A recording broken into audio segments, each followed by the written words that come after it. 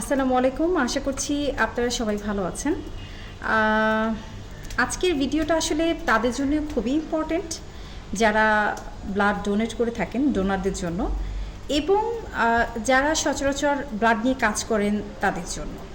আসলে একটা খুব দুঃখজনক একটা জায়গা যেখানে আমরা ব্লাড নিয়ে কাজ করি।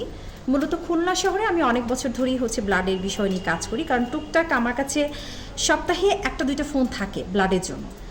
আমার কাছে মনে হয় যে আমি যেহেতু একটা শিক্ষা প্রতিষ্ঠানে চাকরি করি, এই কারণে কিন্তু এই প্রয়োজনটা অনেক বেশি হচ্ছে, আমার সাথে সবাই কমিউনিকেট করে। তো বেশ কয়েক বছর ধরেই একটা সমস্যা কিন্তু চোখে পড়ে, শুধু একটা না, বেশ কয়েকটা সমস্যা চোখে পড়ে, যেগুলো আসলে আজকে বাধ্য হয়ে আপনাদের সামনে তুলে ধরতে চাচ্ছি। প্রথম প্রশ্নটা আমার এটাই যে একজন মা গর্ভবতী হন, তার ডেলিভারি কেসটা থাকে সাধারণত 7 মাস থেকে 9 মাস এর মধ্যেই আমি দেখেছি, মূলত যেটা 10 মাসের কথা।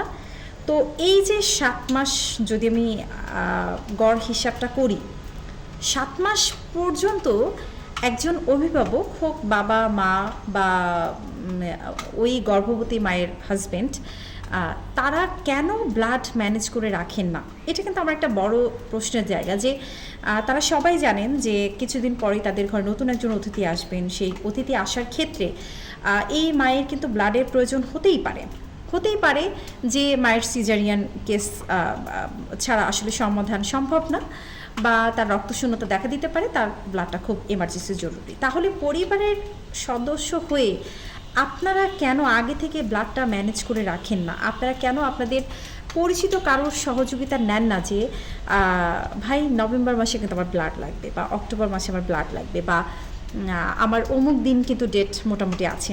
কেন আমরা মানে ডেলিভারির অর্থাৎ সিজারিয়ান কেসের 10 মিনিট আগে খুঁজে বেড়াই যে কারা ব্লাড নিয়ে কাজ করে, কারা ব্লাড দিতে পারবে? তখন কেন আমরা ডোনারদেরকে খুঁজি? আপনি কি আমাদের জায়গায় একটু বসে চিন্তা করে দেখেন যে একটা ডোনার ম্যানেজ করতে গিয়ে আমাদেরকে কতটা পরিশ্রম করতে হয়, কতজনকে ফোন দিতে হয়। ফোন দিলেই বলতে পারে যে না, আমি আসলে ম্যাডাম ব্যস্ত আছি, আমি শহরের বাইরে। বলতে পারে ম্যাডাম আমার জ্বর এসেছে, বা ম্যাডাম আমার কাছে যাতায়াত খরচ নেই। এটা একটা বড় সমস্যা। সেকেন্ড যে সমস্যাটা, যে স্টুডেন্টরা কিন্তু ব্লাড ডোনেট করে থাকে ম্যাক্সিমাম। এটা বলতে পারি যে আমার 100%-এর মধ্যে 98% বা 97% থাকে স্টুডেন্ট, কোথাও না কোথাকার স্টুডেন্ট, হতে পারে ভার্সিটির, হতে পারে আমার প্রতিষ্ঠানের, ম্যাক্সিমাম আমার প্রতিষ্ঠানেরই থেকে থাকে। তো ম্যানগ্রোভ এখানে একটা ভূমিকা রাখে, এবং আশেপাশের যে প্রতিষ্ঠানগুলো আছে, আদ্দিন হসপিটাল বা খুলনা মেডিকেল কলেজ, তারা ম্যানগ্রোভ ইনস্টিটিউটকে খুব ভালো করে চেনে যে আর কোথাও গেলে ব্লাড পাই বা না পাই, এই প্রতিষ্ঠানের দ্বারস্থ হলে কখনো আসলে ব্লাড পাবো না, এটা হতে পারে না। কিন্তু আপনার তো বুঝতে হবে যে আমাদেরকে ব্লাড ম্যানেজ করতে গেলে অনেক জায়গায় ফোন দিতে হয়, অনেক পরিশ্রম করতে হয়। সুতরাং এমার্জেন্সি হলে সেটা বিষয়টা আলাদা, কিন্তু যখন একজন গর্ভবতী মায়ের সিজারিয়ান কেসের জন্য ব্লাড আপনি চাইতে আসেন, এটা আসলে আমার কাছে হাস্যকরই মনে হয় যে আপনি আসলেই দায়িত্বশীল না। আচ্ছা, এরপরে আসেন আমি যাতায়াত খরচের ব্যাপারে যে কথা বলছিলাম। একজন স্টুডেন্ট, সে তার বাবা মার কাছ থেকে টাকা পয়সা নিয়ে এসে পড়াশোনা করে, সবসময় তার হাতে টাকা অ্যাভেলেবেল থাকবে, এটা কোনো মানেই হয় না। এখন আপনি এমার্জেন্সি ইস্যুর কারণে আপনি ওই স্টুডেন্টটাকে ডাকলেন, তখন দেখা গেছে রাত 8টা কি 9টা এরকম একটা সময়, যখন দেখা গেছে এমন একটা জায়গা থেকে সেই স্টুডেন্টটাকে আনা হয়েছে, তার এলাকায় ওইভাবে গাড়ি সচরাচর কিন্তু যায় না, তাকে অবশ্যই রিকশায় করে যেতে হবে। তো ব্লাড দিল, ব্লাড দেওয়ার পরে মূলত হয় কি, উচিতটা কি, ডোনারকে অনেক বেশি করে স্যালাইন খাওয়ানো হয়, অন্ততপক্ষে 1 লিটারের একটা স্যালাইন তার জন্য রেডি করে রাখা, বা আধা লিটারের একটা স্যালাইন তার জন্য রেডি করে রাখা, যেন তার ক্লান্তি না লাগে। ফ্রুটস হিসাবে কমন এবং সব থেকে সাশ্রয়ী একটা ফ্রুট হচ্ছে কলা, আপনি তার জন্য কলাটা রেডি রাখতে পারেন। ডাবের পানি, যদি আপনার সামর্থ্য থাকে ডাবের পানি আপনি দিতে পারেন। মোট কথা হচ্ছে এই ব্যাপারে তো আপনার আন্তরিক হতে হবে, কারণ তার শরীর থেকে 1 ব্যাগ রক্ত যাচ্ছে, এটা কতটা কষ্ট করে এটা তো যে দেয় সেই বোঝে। কিন্তু আপনার তো বিবেক আছে, আপনি তো বিবেক দিয়ে এটা বুঝতে পারেন যে যেহেতু সে রক্তটা দিচ্ছে, তাকে এইটুকু সাপোর্ট আমি দেই। আপনি কি করলেন? আপনি জাস্ট একটা ছোট্ট একটা পটে করে একটু পানি নিয়ে গেলেন। কেমন মানবিকতা এটা বলেন? আর্থিক সমস্যা এক বিষয়, আর আমার কাছে মনে হয় ছ্যাঁচড়ামি টাইপের বিষয়টা অন্যরকম। আমার কাছে মনে হয় যে এই ধরনের আসলে গার্ডিয়ানগুলো ছ্যাঁচড়া ছাড়া আর কিছু বলা যায় না, যে সে ছোট একটা পটে করে একটু পানি নিয়ে যাচ্ছে।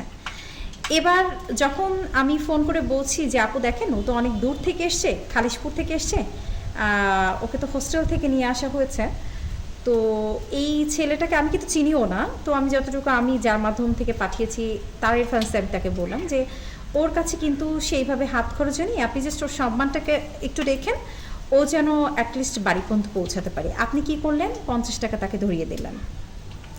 এখন আমার কথা বলেন যে খুলনা মেডিকেল কলেজ থেকে খালিশপুরে কি 50 টাকা যাওয়া সম্ভব? যে ডোনার ব্লাডটা দিতে এসছে সে তো একা আসেনি, সে তো তার সাথে একটা ফ্রেন্ড অথবা অন্য কাউকে নিয়ে যেতেই পারে, কারণ ব্লাড দেওয়ার পরে মাথা ঘোরানোর একটা ব্যাপার থাকে, একটা ইনস্ট্যান্ট অ্যাক্সিডেন্ট হওয়ার একটা ঘটনা থাকে। তাহলে আপনি এটা কী করলেন?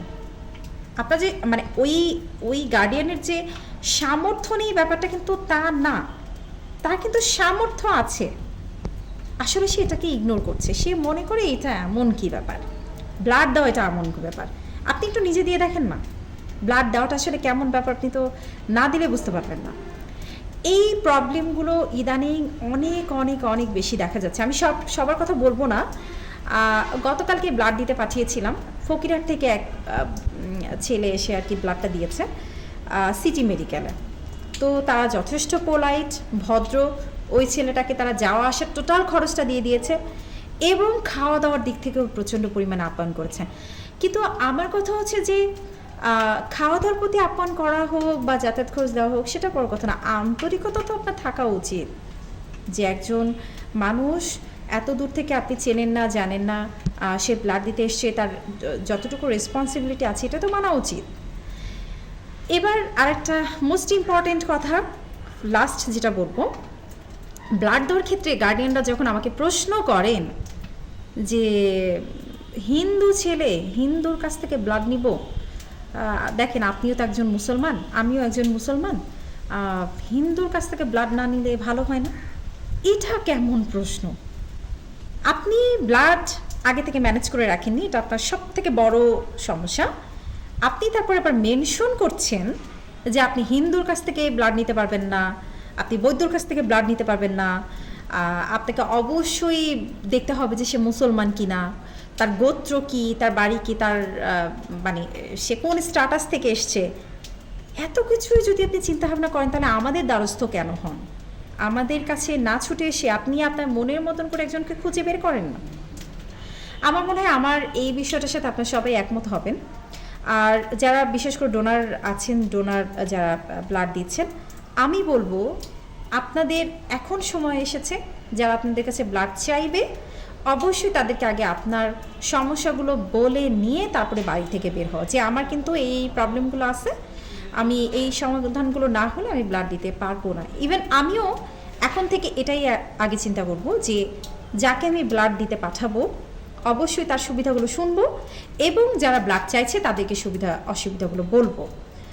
তো জানি না কেমন লাগলো আপনাদের কাছে আজকের ভিডিওটা। যদি এর থেকেও বাইরে আপনারা কোনো সমস্যা পেয়ে থাকেন যারা ব্লাড দিচ্ছেন, কাইন্ডলি একটু কমেন্টসে লিখবেন যে আপনারা কি কি সমস্যার সম্মুখীন হচ্ছেন। ভালো থাকবেন, আবারও আসসালামু আলাইকুম।